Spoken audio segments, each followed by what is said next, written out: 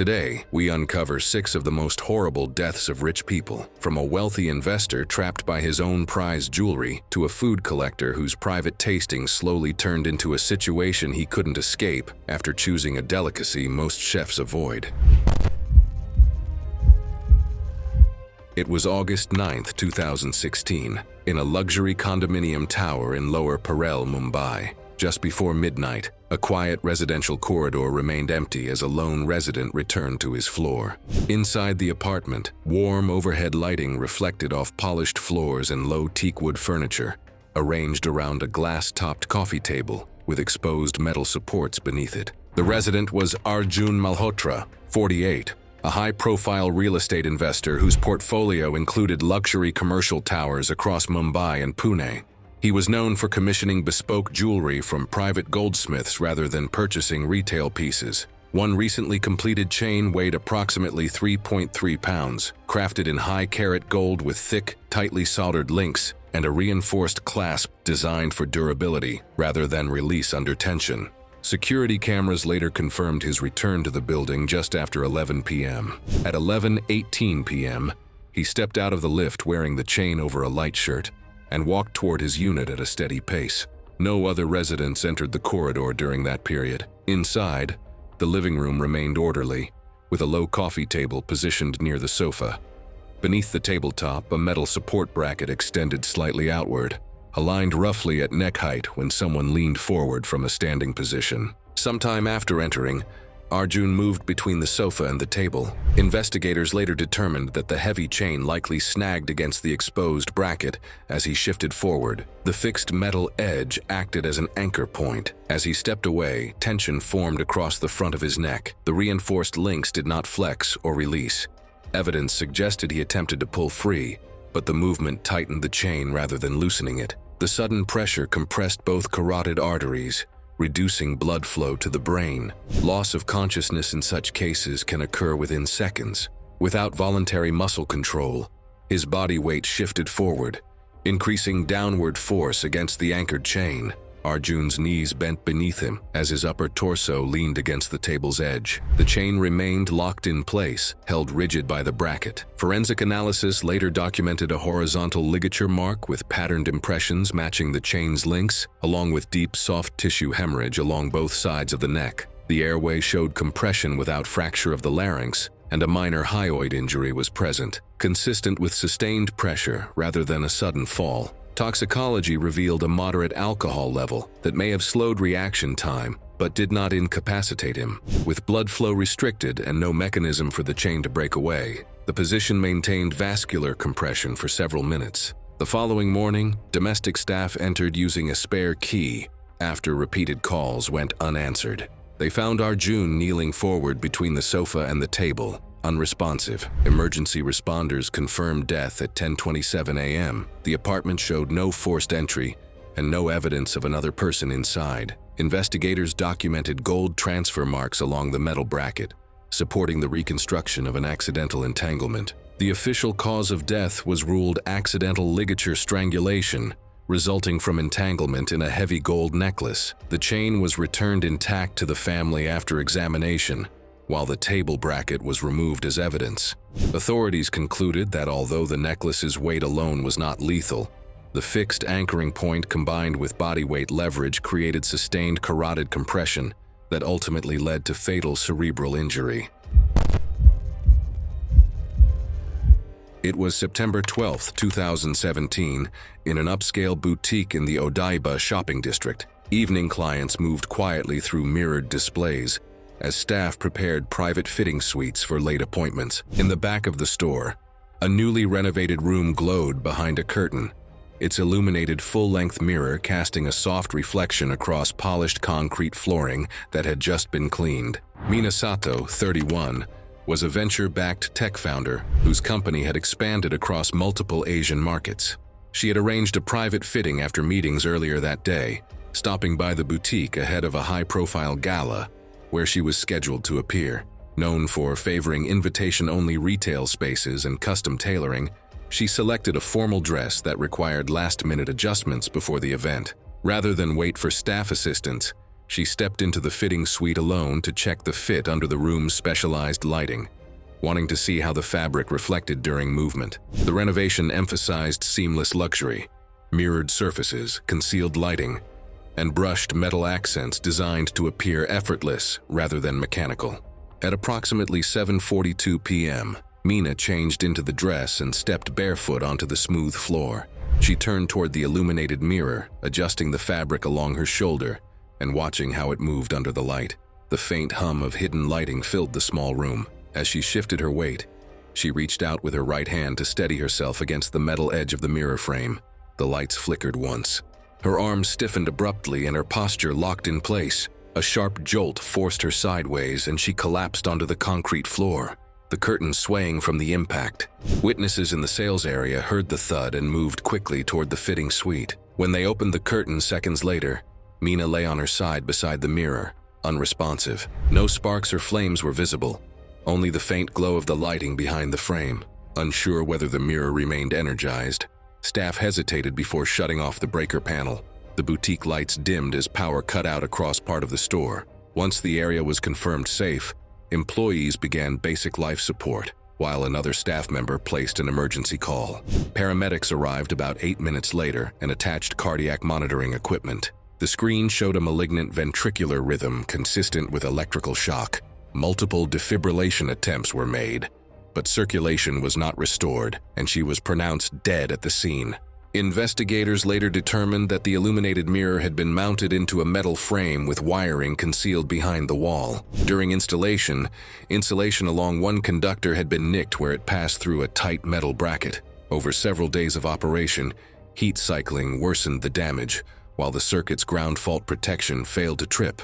When Mina's hand touched the metal edge, while her bare feet were planted on the freshly cleaned floor, her body completed a path to ground. The post-mortem examination documented small electrical contact marks on her right palm and left foot, confirming the reconstructed pathway. The official cause of death was ventricular arrhythmia due to accidental electric shock. Electrical inspectors cited the boutique for code violations, and the fitting rooms were closed pending full rewiring and grounding verification. It was February 3, 2016, in a gated hillside subdivision outside Calabasas, California. The spa wing of the large home was quiet after the last staff car pulled away. A small blue indicator light glowed behind a frosted glass door. From the hallway, nothing suggested the air inside was thinning or that the temperature had already fallen beyond safe limits. Inside that house, Camille Ardon, 44, lived comfortably on inherited real estate wealth and managed her investments quietly. She was disciplined about her appearance, exercising daily, monitoring her diet, and spending heavily on cosmetic treatments. To her, youth was upkeep. The cryotherapy chamber in her private spa was part of that routine, marketed for recovery and skin stimulation. It used liquid nitrogen vapor to reduce the chamber's internal temperature to extreme sub-zero levels for brief sessions. Whole-body cryotherapy sessions last 2 to 3 minutes, with insulated gloves and socks to prevent frostbite. The chamber circulates nitrogen-cooled air, which can displace oxygen in enclosed rooms. Safe use requires active ventilation, oxygen sensors, supervision, and a mechanical door release. That afternoon, a firmware update temporarily disabled the interior override. That evening, she scheduled a session alone. Staff left the property around 8:30 p.m. The spa's exhaust ventilation system had been undergoing maintenance and was operating manually rather than automatically. At 9:22 p.m., internal building logs recorded the chamber powering on. Within 3 minutes, the temperature dropped to operational range.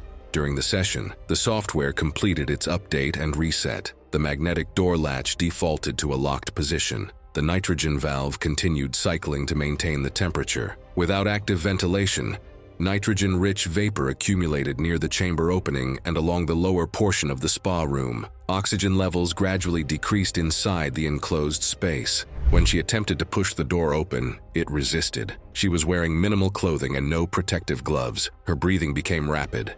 She pressed her right shoulder and forearm against the stainless steel frame to force leverage. The metal, chilled by circulating vapor, was far below freezing. Moisture on her skin froze rapidly on contact. When she pulled back, skin adhered to the surface tore away. Blood marked the frost-coated frame. Cold exposure slowed her movements. As oxygen levels in the room dropped, she became dizzy and unsteady. Nitrogen is not toxic, but reduced oxygen leads to lightheadedness and unconsciousness. She tried to brace herself again, leaving streaks of blood and tissue on the metal frame before sliding down the chamber wall as it continued running. At 10:14 p.m., a housekeeper returned and noticed the blue status light still on and the spa unusually cold. She opened the outer door and felt heavy, stale air. Emergency services were called at 10:16 p.m. Paramedics arrived at 10:23 p.m., forced the chamber open, and removed her. She was unresponsive, severely hypothermic, and not breathing effectively. Resuscitation efforts continued for over 20 minutes without success. The medical examiner ruled the cause of death as hypothermia complicated by oxygen deprivation in an enclosed space. Early frostbite was noted on fingers and toes, along with partial skin avulsion injuries on the right shoulder and forearm from contact with superchilled metal. Toxicology was negative. Investigators determined that ventilation and oxygen monitoring systems were inactive during operation and that a firmware update had temporarily disabled the independent interior release. Within weeks, home cryotherapy promotions were suspended, and residential installation standards were revised to require continuous ventilation monitoring and mechanical fail-safes. It was June 18, 2017. Just after sunset, a charter helicopter lifted from a small airfield outside Las Vegas and turned east toward the Grand Canyon. The air was warm and still. Visibility was clear across the desert plateau.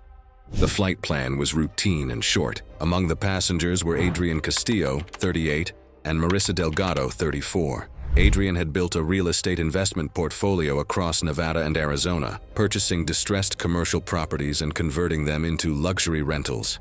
He was methodical with contracts and aggressive with timelines. The helicopter ride was arranged as a private sunset tour over the canyon rim, ending on a remote plateau where he planned to propose. Wanting the moment to feel cinematic, he personally requested a low pass along the canyon wall before landing, a detail that shaped the aircraft's approach path that evening. The pilot conducted a standard pre-flight inspection. Weight and balance were within manufacturer limits, but near the upper threshold due to passenger weight and fuel load. The weather briefing noted mild winds, but warned of thermal turbulence common at dusk as hot canyon air rises and cooler air descends. At approximately 7:42 p.m., the helicopter began descending along the western rim, positioning for a scenic pass before landing at a designated plateau. Witnesses on a nearby overlook later reported hearing the engine pitch increase sharply as the aircraft dropped slightly before correcting.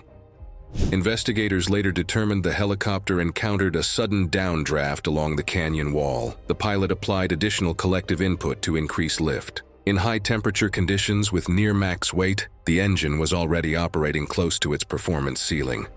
The aircraft lost several hundred feet of altitude rapidly. The pilot attempted to pivot away from the canyon wall while increasing power. The tail rotor struck a rock outcrop during the maneuver. The impact severed a portion of the tail rotor assembly. Without tail rotor control, the helicopter began spinning clockwise due to torque from the main rotor. Witnesses described the aircraft rotating rapidly while descending. Inside the cabin, loose items lifted and struck the ceiling as the helicopter spun. Adrian leaned forward just before impact, likely bracing. The pilot attempted auto-rotation, but with tail rotor failure at low altitude, recovery was limited. At approximately 7:45 p.m., the helicopter struck the canyon floor nose first. The forward fuselage collapsed, and the fuel tank ruptured, igniting on impact. A hiker nearly a mile away saw a brief flash followed by black smoke and called emergency services at 7:52 p.m.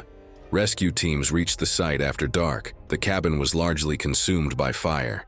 Adrian and Marissa were found in the forward seats with severe blunt force trauma and burns. The pilot died at the scene. 2 other passengers survived the crash but later died from traumatic injuries during transport. The medical examiner determined Adrian and Marissa died from multiple blunt force injuries consistent with high-speed impact. Burns occurred post-impact. Toxicology was negative. Investigators concluded the crash resulted from loss of tail rotor control after terrain contact during a low-altitude maneuver in high-density altitude conditions, weight near operational limits, and downdraft turbulence were contributing factors. Adrian's family later confirmed he had planned to propose. The engagement ring was recovered from the debris, heat damaged. Sunset Canyon descents were suspended pending procedural review. It was November 14, 2014. In Lyon's 2nd arrondissement, rain pushed the evening crowd indoors. Above a closed restaurant on Rue Mercière, a small private dining room was set for a tasting. The main course required precision that left no margin for error. Auguste Dubois, 68, stood at the head of the long oak table he had owned since opening his first restaurant decades earlier. He had built his fortune on strict kitchen discipline and careful sourcing, earning regional recognition before selling his final establishment and retiring comfortably. In retirement, he shifted from managing kitchens to collecting rare ingredients. Years earlier, he had traveled to Japan to observe licensed chefs prepare pufferfish. He never completed formal certification himself. That night he served a whole pufferfish obtained through an unregulated importer. 2 guests were food critics, and another worked in wine distribution. The fish had been cleaned earlier in his home kitchen. He separated muscle from organ tissue carefully, rinsing the blade between cuts. A guest mentioned that licensed preparation was tightly controlled. He continued without pause. The sashimi was sliced thin and plated precisely. He served himself first. The conversation continued for several minutes after he finished eating. About 10 minutes later, he rubbed his lips with a napkin and flexed his fingers. His movements slowed, numbness spread to his hands. His speech thickened and became difficult to understand. He stood, gripping the table for balance. Sweat formed along his forehead. Within minutes, his knees weakened, and he lowered himself back into the chair. His eyes remained open and alert, but his mouth could not form words. Muscle weakness progressed rapidly. His breathing became shallow. He attempted to inhale more deeply and failed. His fingers lay flat against the tabletop, unresponsive. At 9:18 p.m., a guest called emergency services and reported suspected poisoning. The table was cleared, and he was lowered to the floor to maintain an open airway. His pulse was fast but present. When offered water, he could not swallow. Paramedics arrived at 9:27 p.m. He was conscious but unable to speak or move and struggling to breathe.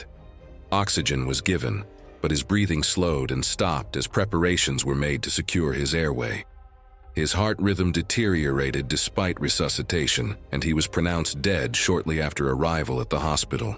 The medical examiner ruled the cause of death as respiratory paralysis due to tetrodotoxin, which blocks nerve signals to the diaphragm. Toxicology confirmed a lethal concentration, consistent with organ contamination during preparation. There were no signs of trauma or alcohol impairment.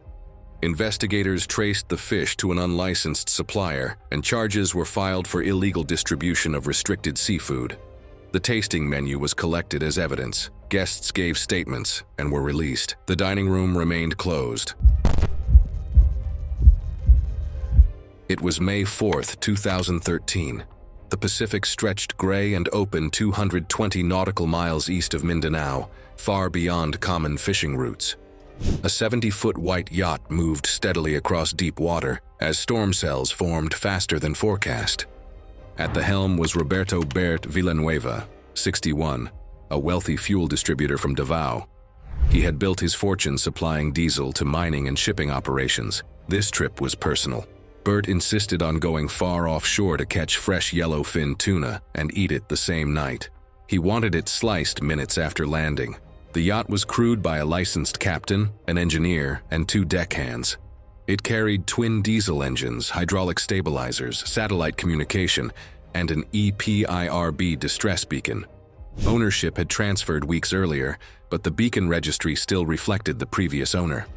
By mid-afternoon, 2 tuna were already on ice. Bert pushed to go farther out for larger fish. The captain noted falling pressure and rising wind. Dark clouds built quickly. Rain reduced visibility to under a mile. Gusts exceeded 30 knots as waves steepened from port. At approximately 6:30 p.m., while preparing for one final pass, a wave estimated at 12 to 15 feet hit broadside. The yacht rolled sharply. Stabilizers engaged but were overwhelmed by a second surge seconds later. Interior fixtures tore loose. A third impact pushed the vessel past its recovery angle. The yacht inverted abruptly. Water flooded the cabin. The crew forced open the aft emergency hatch before it submerged. All 5 climbed onto the exposed hull as the vessel settled upside down, but remained afloat. The captain had a deep cut along his thigh from shattered paneling. One deckhand's wrist was visibly broken. Bert had bruised ribs and difficulty breathing but stayed conscious. The engineer activated the EPIRB immediately. The signal was transmitted, but it was linked to outdated ownership details. Rescue coordination was delayed while authorities verified information. The satellite phone sent brief coordinate messages before its battery drained within 2 days. Bottled water from an exterior locker was rationed. The tuna and much of the equipment drifted away during the rollover. Under the tropical sun, the white fiberglass hull reflected intense heat. Daytime temperatures reached 34 degrees Celsius. By the 3rd day, the captain's wound had swollen and reopened. Without sterile treatment, infection set in. He developed fever and weakness and died early on the 4th day. The crew secured his body to prevent it from slipping into the sea. Water ran out by the 5th day. The injured deckhand became disoriented and fell into the water during the night when a swell lifted the hull. He could not be recovered. By the 7th day, only Bert and the engineer remained alive. Severe dehydration caused dizziness, muscle weakness, and confusion. On the 8th day, Bert tried to enter the partially submerged cabin through a narrow hatch to find more supplies. The opening was slick with algae.